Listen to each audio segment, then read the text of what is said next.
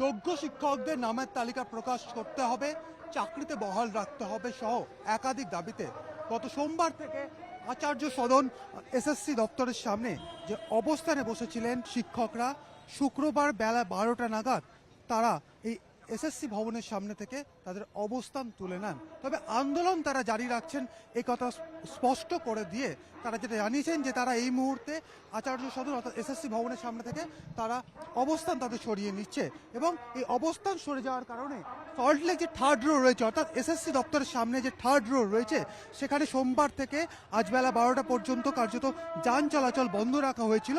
আজ অবস্থান উঠে যাওয়ার পর এখানে যান চলাচল আবারও শুরু হয়েছে অর্থাৎ থার্ড রোয়ের উভয় মুখে অর্থাৎ উইপ্রো মোড় থেকে করুণাময়ীর দিকে, অন্যদিকে করুণাময়ী থেকে উইপ্রো যাওয়ার যে রাস্তা, দুটো রাস্তাতেই এই মুহূর্তে যান চলাচল করছে।